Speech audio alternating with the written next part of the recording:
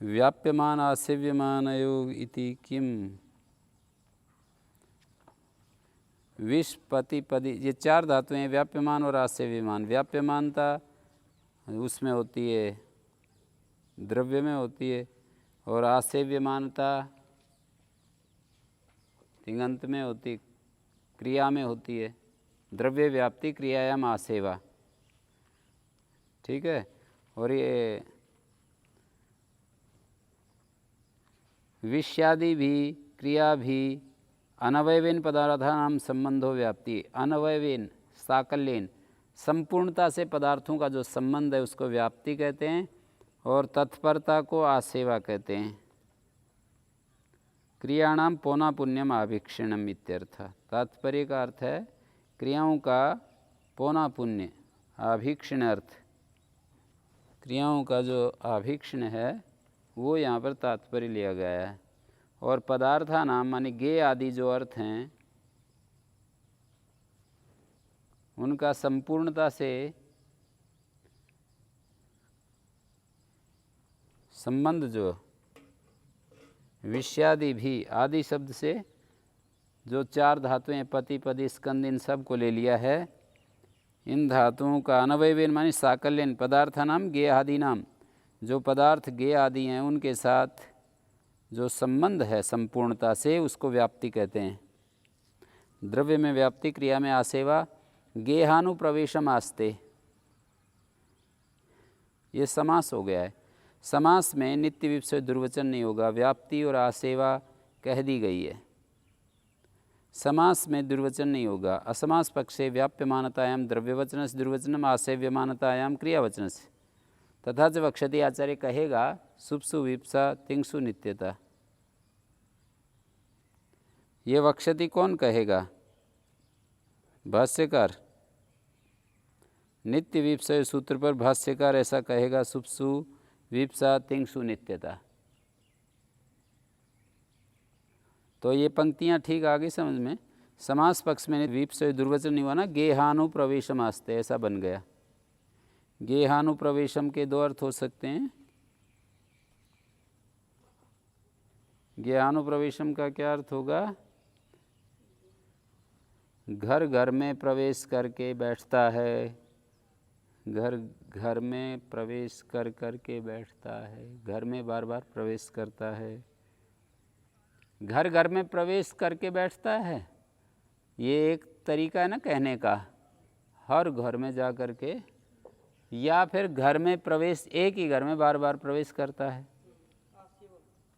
आसेवा।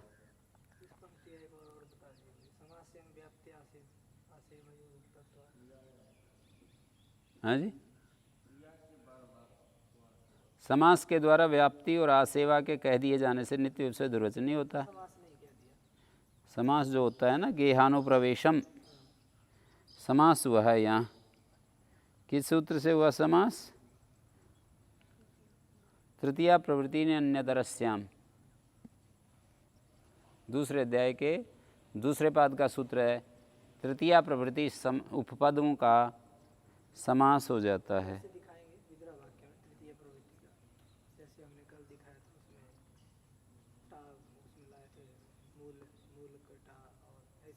द्वितीयायाम की अनुवृत्ति है ना यहाँ, तो नहीं, यहाँ द्वितीयायाम की अनुवृत्ति है ना। तृतीया प्रवृत्ति अर्थ है जो तृतीयायाम से शुरू होते हैं ना, ये सारे उपपद। कहाँ से? उपदंशस तृतीयायाम सूत्र से शुरू हुए हैं, वहाँ से लेकर के सारे उपपद चल रहे हैं।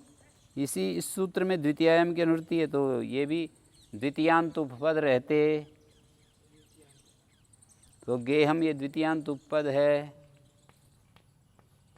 गेहम अनुप्रवेशम, तो गेहम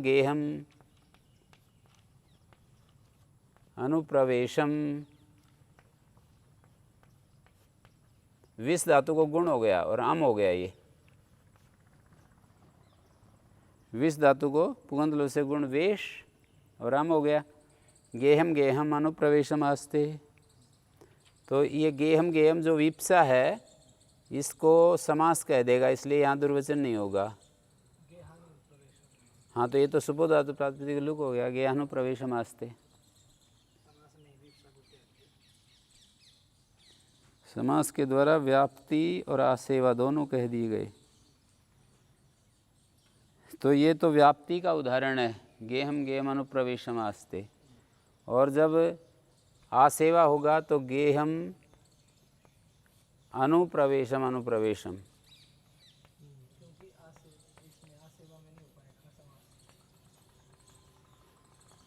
नहीं हो पाएगा।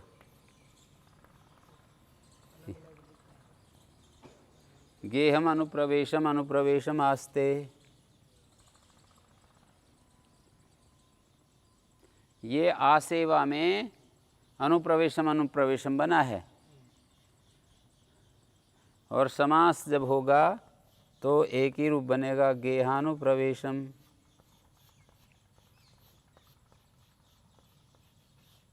समास में इसको दुर्वचन नहीं होगा।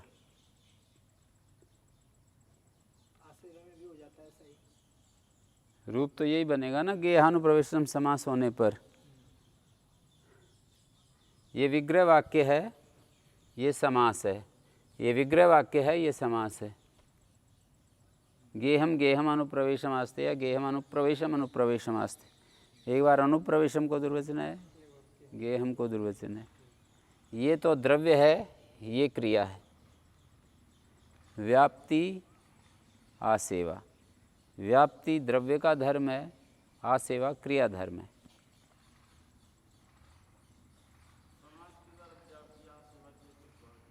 स्वाभाविक रूप से, स्वाभाविक का अर्थ होता है शब्द शक्ति स्वभाव। समास उसको कह देता है।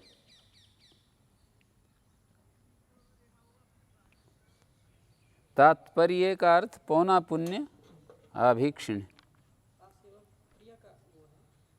आसेवा तो क्रिया को ही कहते हैं ना, क्रिया। समास इन दोनों अर्थों में कहा नहीं है, फिर भी स्वभावतः एतयोर तेन विधानम, स्वभावतः ही इन दोनों अर्थों का समास के द्वारा इस प्रसंग में विधान हो जाता है। जैसे कोई बोले सप्त पर्वा, तो वहाँ पर यह अर्थ होता है पर्व पर्व में 7 पत्ते हैं जिसके, सप्त पर्वा का ये अर्थ होता है। पर्वणि पर्वणि सप्त पर्णानि यस्य, ऐसा अर्थ होता है। स्वभावतः इनका अर्थ हो जाएगा। शब्दों के द्वारा अर्थाविधान वाचनिक नहीं होता, ये एक बड़ी बात कहते हैं ना, स्वाभाविकम। हाँ, शब्दों के द्वारा अर्थाविधान वाचनिक नहीं होता है।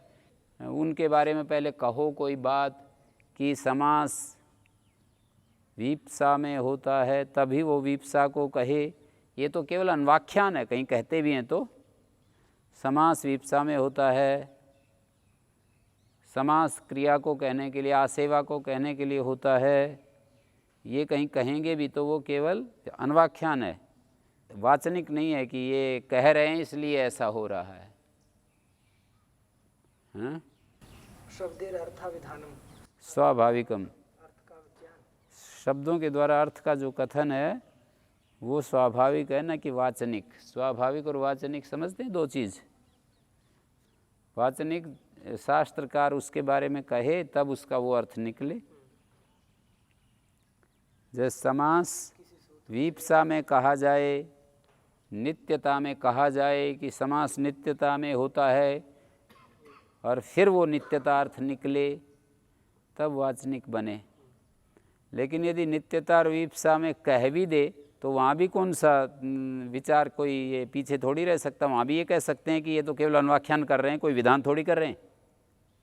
सपोज थोड़ी देर के लिए, पर समझाने के लिए ऐसे कहेंगे कि नित्यता वाचनिक तब होगा जब उसको कंठ से कहे किसी बात को। सपोज थोड़ी देर के लिए हम यूँ कहते हैं कि भाई नित्यता और वीप्सा में समास कर दिया आचार्य ने, तो उस समय भी तो वो सोचने वाले या व्याख्या करने वाले या हम लोग यूँ सोच सकते हैं कि भाई ये आचार्य ने वचन ये बना करके विधान नहीं किया, बल्कि ये सिद्ध बात का ही कथन कर रहे हैं। वो पाणिनि के कथन से ये अर्थ नहीं निकल रहा। लोक सिद्ध अर्थ का केवल पाणिनि तो बता रहा है, अन्वाख्यान कर रहा है। लोक में जो होता है उसका अन्वाख्यान मात्र कर रहा है पाणिनि। उनके बोलने से लोक में ऐसा अर्थ नहीं प्रचलित हुआ। वो तो अर्थ प्रचलन पहले से ही चला आ रहा था, उन्होंने बता दिया। वैज्ञानिकों के द्वारा ये नियम जो बताए जाते हैं कि ये इंटरनेट ऐसे काम करता है तो इसलिए वो इंटरनेट काम कर रहे हैं, ऐसा नहीं कि वैज्ञानिक नियम बता रहे हैं इसलिए इंटरनेट काम कर रहा है।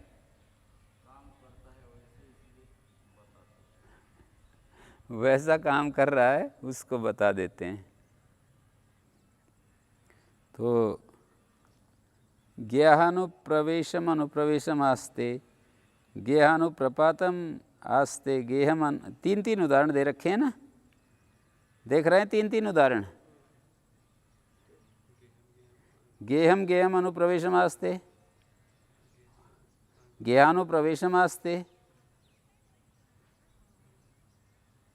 एक तो है आसेवा में गेहम अनुप्रवेशम अनुप्रवेशम आस्ते, तीन हो गए ना। अभी आगे तीन ऐसे ही, गेहानुप्रपातम आस्ते, गेहम गेहम अनुप्रपातम आस्ते, गेहम अनुप्रपातम अनुप्रपातम आस्ते, हैं? और गेहानुप्रपातम आस्ते, गेहम गेहम अनुप्रपातम, गेहम अनुप्रपातम अनुप्रपातम, स्कंदी गेहा स्कंदम आस्ते। घर घर पर आक्रमण कर बैठता है, आक्रमण करके बैठता है, घर घर पर चढ़ाई करके बैठ रहा है। गेहम गेहम अवस्कंदम आस्ते, गेहम अवस्कंदम अवस्कंदम आस्ते। और चढ़ाई करना उसका मतलब जाकर क्या हमेशा घर पे चढ़ाई करे रहता है, ऐसे नहीं बोलते। जो घर में बार बार कोई आए, हैं, क्या तू घर पे चढ़ाई करे रहता है। व्याप्यमान आसेव्यमान युति किम गेहम अनुप्रविश्य भुंगते। अब देख रहे हैं ये नमुल नहीं हुआ, व्याप्यमान और आसेव्यमान का अर्थ नहीं है, दोनों ही नहीं है। तो अर्थ निकला घर में घुसकर खा रहा है। घर में अर्थ निकल रहा है। नानु आभीक्षण नमुल वीताय आसेवाच आभीक्षण में किमर्थम पुनरासेवाएं नमुल उच्यते। आभीक्षण नमुल से सूत्र है ना, उस सूत्र से नमुल कहा ही है। और आसेवा आभीक्षण होती है, तो ये दोबारा आसेवा में नमुल क्यों कर रहे हैं? तो बोले कत्वा निवृत्ति के लिए कर रहे हैं। बोले वो भी नहीं है तुम्हारा उत्तर ठीक, वो भी ठीक नहीं है। इष्टत्वा तस्य, कत्वा तो चाहते ही हैं, कत्वा चाहते ही हैं। गेयम अनुप्रविश्य भुंगते अभी दिखाया है, कत्वा को लेप हो रहा है। बोले द्वितीयोपदार्थम तरिवचनम, यहाँ पर द्वितीयाम की अनुवृत्ति है ना, ये उपद समास है। उपद समास पक्ष में यथा हो जाए, यथा स्यात्। तृतीया प्रवृत्ति निन्नतरस्याम सूत्र से तेनी सति उपपद अभावा, उस सूत्र से करेंगे तो वहाँ उपपद कोई है ही नहीं, सप्तमीस्थ अभाव है। वहाँ पर सप्तमीस्थ पद का अभाव है, किसी की उपपद संज्ञा हम कर ही नहीं पाएंगे। वहाँ पर माने आभीक्षण नमुल से तृतीया प्रवृत्ति, आभीक्षण नमुल से सूत्र में कोई सप्तमीस्थ पद का अभाव है, तो वहाँ हम उपपदमतिंग समास नहीं कर पाएंगे। यहाँ तो तृतीया प्रवृत्ति ने अन्यतरस्याम विधान किया हुआ है, तो समास कर देंगे। उपपद समासो पक्षे यथा स्यात्, द्वितीय उपपद के लिए वचन है। तृतीया प्रवृत्ति ने अन्यतरस्याम विकल्प से कहा है ना, तो एक बार समास हो जाए, एक बार ना हो। और तेनी सति उपपद अभावा, उससे आभीक्षण नमुल से आएगा तो उपपद समास कैसे होगा। अस्यति त्रिशो क्रियांतरे कालेषु, द्वितीयायाम की अनुवृत्ति आ रही है। क्रियामंतरयति, क्रियांतरा क्रिया व्यवधाय का, क्रियांतरा का अर्थ होता है क्रिया का व्यवधान डालने वाला।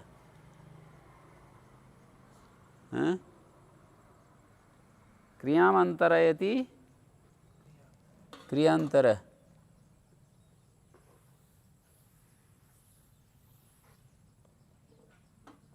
क्या प्रत्यय हुआ, क्या शब्द बना?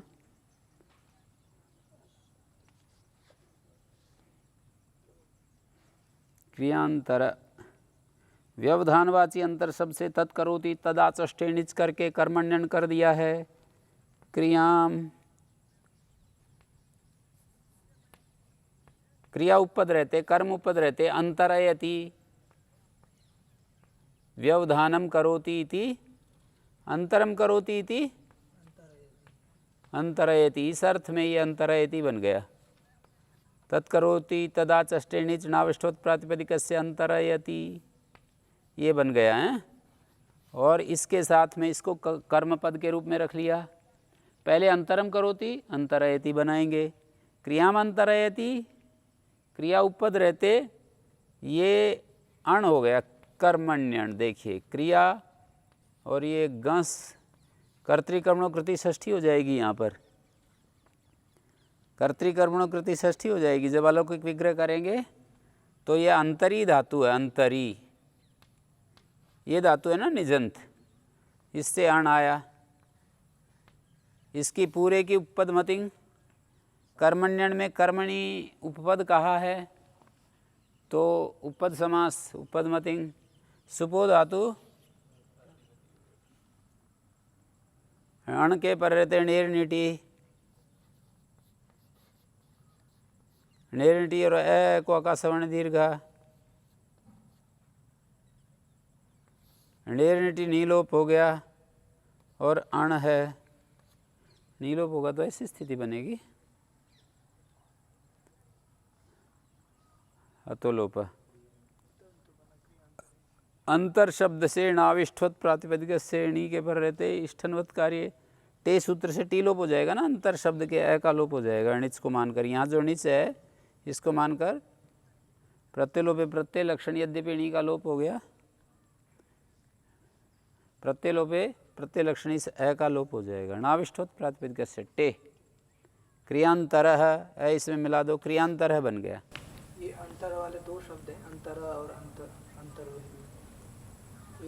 ये ककारांत अंतर है, ककारांत अकारांत, अकारांत ही तो है ये। और दूसरा दूसरा कौन सा बता रहे हो? ये वाला इसका अलग अर्थ होता है, अंतर्यामी वाला।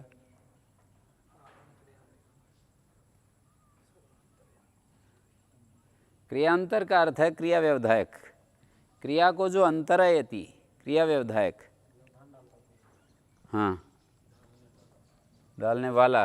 कर्मण्यण जो है कर्ता में, क्रियाम अंतरयति क्रिया व्यवधायक, ये लिखा है ना।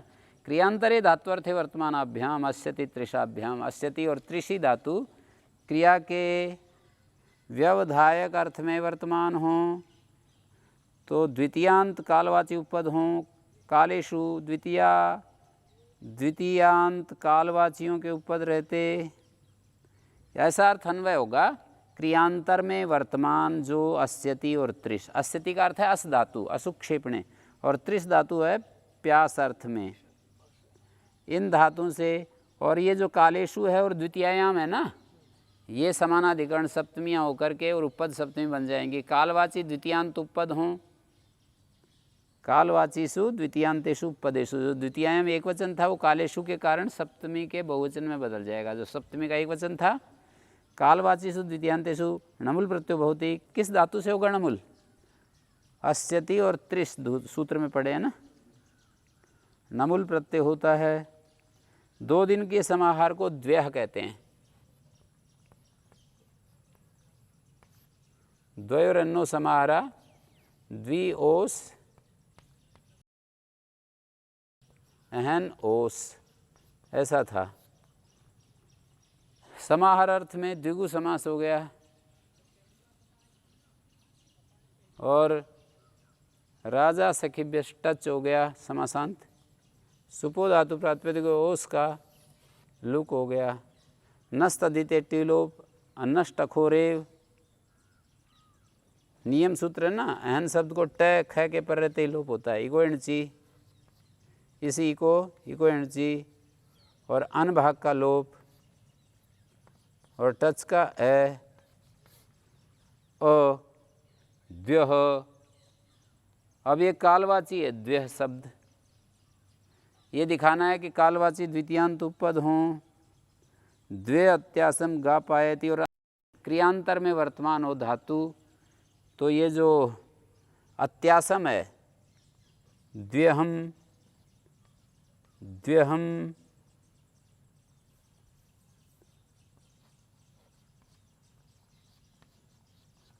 अतिपूर्वक अस धातु, इससे नमुल हो गया और अणित होने से अम बचेगा, अणित होने से इसको अस धातु को अतुपधाय से वृद्धि हो जाएगी ना, अत्यासम, और त्रिस धातु को पुगंत लघु से गुण हो जाएगा, द्वे अत्यासम गा पायति, 2 दिन का व्यवधान डाल करके गायों को पानी पिलाता है, त्रय अत्यासम 3 दिन का व्यवधान डालकर गायों को पानी पिलाता है, त्रयम अत्यासम गा पायति, द्वे तर्षम गा पायति 2 दिन प्यासा रखकर गायों को पानी पिलाता है, द्वयम तर्षम वा पायति, अत्यसनेन तर्षणेन गवाम पान क्रिया व्यवधीयते विच्छिद्यते। अत्यसन के द्वारा और तर्षण के द्वारा, ही त्रिषा पिपाशायम धातु का रूप है तर्षण, त्रिस धातु पिपाशा अर्थ में गायों की पान क्रिया व्यवहित हो रही है। अद्य पायित्वा आज पिलाकर, द्वयम अतिक्रम में पुनः पायति 2 दिन का उल्लंघन करके फिर पिलाता है।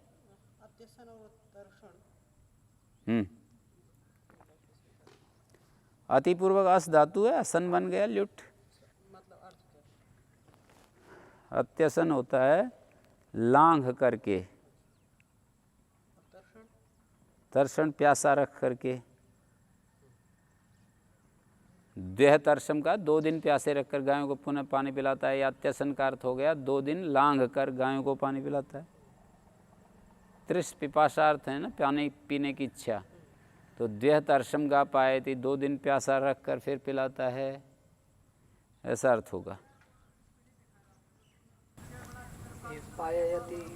निजंत है, पा धातु है और साक्षात सा वहाव्या वेपाम युक आगम हो गया, न पाद न्यांग, वहाँ तो पायते पायते, न पा, वहाँ पर पायते पायति भी बनता है, पा धातु का पिलाने अर्थ में पायति भी बनता है। तो देखिए, द्वह अत्यासम 2 दिन का अत्यास उल्लंघन करके गायों को पानी पिलाता है। ये तो यूँ कह रहे हैं द्वहम अत्यासम लांघ करके और प्यासी कर रख करके, द्वह तर्षम,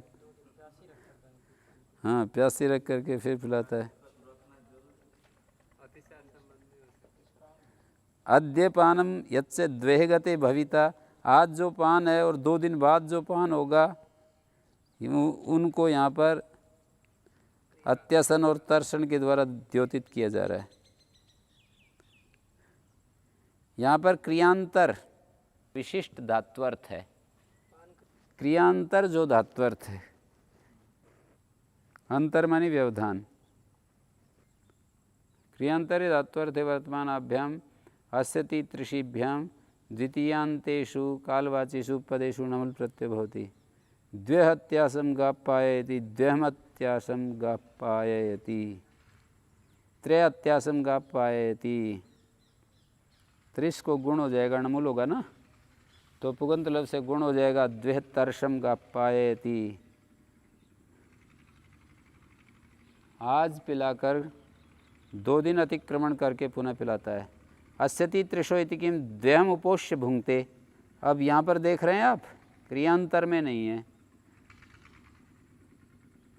2 दिन उपवास कर, उपोष्य का अर्थ क्या है, सासी वसी घसी नाम जैसे उपवास करके, अस्यति और त्रिस धातु नहीं, अत्यसन तो हो रहा है, क्रियांतर क्रिया का व्यवधान तो हो रहा है, क्रिया व्यवहित तो हो रही है, पर ये उपपूर्वक वस धातु है, उपवस और कत्वा को ल्यप हो गया है,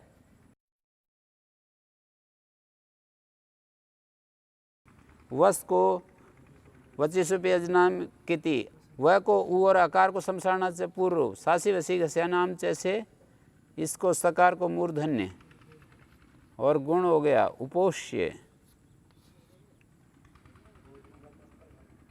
हाँ जी, 2 दिन का उपवास करके खाता है। उपवासेन भोजनम व्यवधीयते। तो क्रियांतरेति किम अहर अस्यति ईशून गता न गतिर व्यवधीयते। यहाँ गति का व्यवधान नहीं है, क्रिया का व्यवधान नहीं है। अहर जो है कालाध्वनोरत्यंग द्वितीय है। कृष्णम अहर ईशून अत्यस्य क्षिप्त्वा गता, ये अर्थ है। संपूर्ण दिन भर बाण फेंक करके चला गया। यहाँ गति का व्यवधान नहीं, संपूर्ण दिन बाणों की फेंकने की क्रिया करता रहा, चला गया। तो यहाँ नमुल नहीं होगा। अहर अत्यस्य, अहर जो है द्वितीय विभक्ति हो रही है कालाध्वनोरत्यंत संयोगे। अह अहनी अहानि, अह अहनी अहानि ऐसे रूप चलते हैं। अत्यस्य में कत्वा को ल्यप